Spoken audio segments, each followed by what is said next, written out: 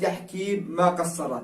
جابوا له الكرسي والثلاجة والغسالة وعربية التسوق والسلم، المهم لجنة التحكيم اشتغلته صح. بعد كل هذه العروض الذي قدمها حمزة اليتيم أمام لجنة التحكيم للأسف تم رفضه. سلام الله عليكم أعزائي المشاهدين ورحمة الله وبركاته، أهلا وسهلا ومرحبا بكم في فيديو جديد. في هذا الفيديو موضوعنا اليوم عن الترند التي حصل ضجة في برامج التواصل الاجتماعي بشكل فظيع، هو عن ملك التوازن حمزة اليتيم. قبل ما ندخل للفيديو لا تنسونا من اللايك والاشتراك وتفعيل زر الجرس كما عودتونا في الفيديوهات السابقة، وتعليق يحبه قلبك فديتك أنا. ويلا على الفيديو. لمن لا يعرف منكم من هو حمزة اليتيم، هو يمني يرفع أوزان ثقيلة على فكه الأسفل أو ما يسمى باليمني دقنته لبضع ثواني، ولقب نفسه بأنه ملك التوازن. قصة حمزة اليتيم: هذا حمزة اليتيم جمع له قرشين وباع قليل من الذهب وسافر إلى المملكة العربية السعودية ليشارك في برنامج المواهب الذي يرأسه الفنان ناصر القصيبي والفنانة نانسي عجرم والفنان باسم يوسف. في أخبار بأن حمزة اليتيم أول ما وصل إلى المملكة العربية السعودية خرج شريحة يمن موبايل من جواله وتم كسرها. الرجال شاف نفسه أنه داخل في عالم الشهرة وأنه أقوى واحد سيقدم موهبته في هذا البرنامج. المهم ما علينا من هذا الكلام، هذه الأمور شخصية، يكسر شريحة ما يكسرها، هذه هي أمور شخصية. تعالوا للأهم. المهم حمزة اليتيم قدم على هذا البرنامج وتم قبوله كأحد المواهب العربية. المهم جاء دوره في البرنامج ليقدم نفسه، فدخل في الزي اليمني الأصيل، الثياب والجنبية والشال. فسألته لجنة التحكيم: ما اسمك ومن أين أنت؟ قال: أنا حمزة اليتيم من بلاد العز وأولي البأس الشديد الجمهورية اليمنية. أنا أشهد لك بهذه الكلمة بأنك اليمني حيثما حل ورحل يريد أن يظهر نفسه للعالم، وهذا البرنامج يشاهدونه أكثر من 15 مليون في الوطن العربي. هذه النقطة تحسب لحمزة اليتيم. طيب إيش جاء تقدم لنا اليوم؟ إيش هي موهبتك؟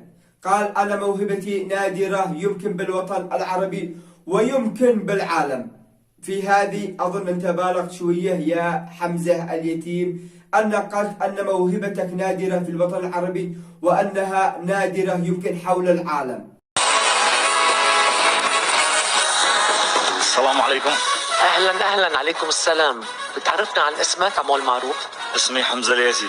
يا هلا من وين جاي حمزة؟ بلاد العز والبأس الشديد من اليمن. يا هلا. لجنة التحكيم: طيب يا حمزة، ما هذه الموهبة النادرة حول العالم؟ حمزة: أنا أشيل أكثر من 50 كيلو. أنت تقدر تشيل إيه كمان على بقك؟ ولا 50 كيلو. 50 كيلو.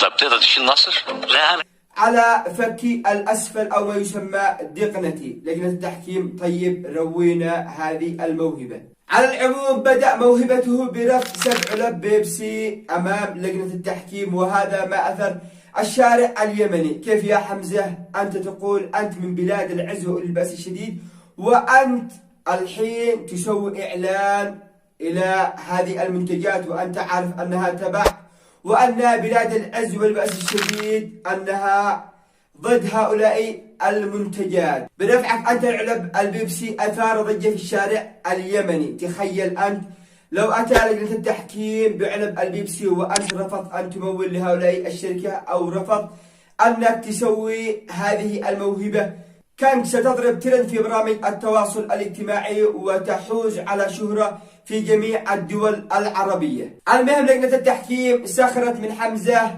اليتيم. كيف تقول أن موهبة نادرة وأن ترفع علب بيبسي؟ أكيد أي واحد قادر ما يسويها. أين الموهبة النادرة وأين 50 كيلو الذي ترفعه والموهبة النادرة التي تحدثت عنها؟ حمزة اليتيم تحمس وقال: أي حاجة بالاستوديو جيبوه. وأكيد لجنة التحكيم ما قصرت.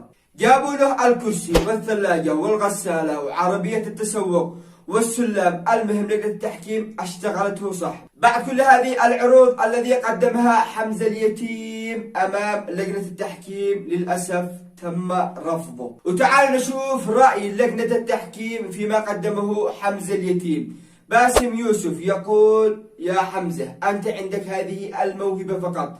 طيب إذا صعدناك إلى المرحلة الثانية، هل عندك موهبة ثانية ستقدمها للجمهور، أم أنك ستقدم نفس الموهبة الأولى، ترفع الثلاجة أو ترفع الغسالة؟ هل لديك موهبة وأكتفى برفضه لأنه يملك موهبة واحدة فقط؟ وأما عن رأي ناصر القصيبي والفنانة نانسي عجرم، اكتفوا بأنه يملك قوة وليست موهبة.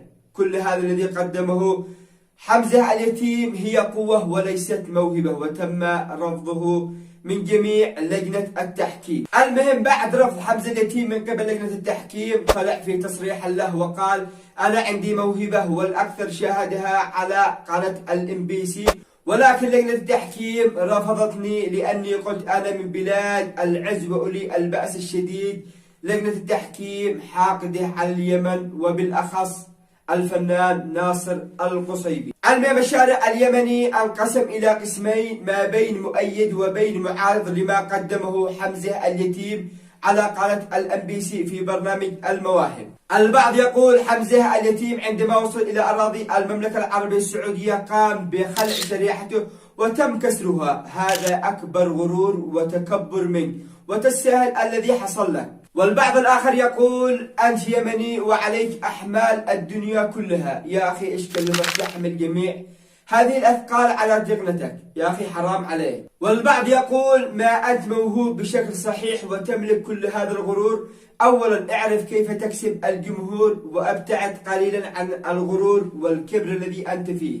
أما عن رأي المؤيدين له فيقول أحدهم يا جماعة لماذا كل هذا النقد وكل هذه الإساءة؟ هل حمزة ظهر بمظهر غير أخلاقي أو أساء إلى أحد؟ كل ما في الأمر هو قدم موهبته ولم يوفق. والبعض الآخر قال يا جماعة حرام عليكم، الرجل راح يمثل اليمن وظهر بالزي اليمني الأصيل وتفاخر في بلاده وقال أنا من بلاد العز وأولي البأس الشديد، بلاد اليمن الجمهورية اليمنية، المفروض نتفاخر فيه ونوقف إلى جانبه، ويكفي أنه أعرض موهبته ولم يوفق. وأكيد اليمنيين نحن من نحبط المواهب، وصدق من قال بأن اليمن مقبرة المواهب. وتعال هنا أن كونك كيمني وسمعت القصة من أولها لآخرها وسمعت المؤيدين والمعارضين، هل أنت مع حمزة اليتيم أنه يملك موهبة أم أنه يملك سخرية؟ وهل أنت مع تصريح حمزة اليتيم بأن لجنة التحكيم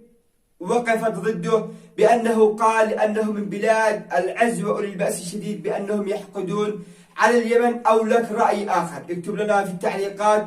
وفي الختام أتمنى أن الفيديو نال إعجابكم، لا تنسوا من اللايك والاشتراك وتفعيل زر الجرس. كان محدثكم سليمان الحميدي، وإلى اللقاء في فيديو آخر.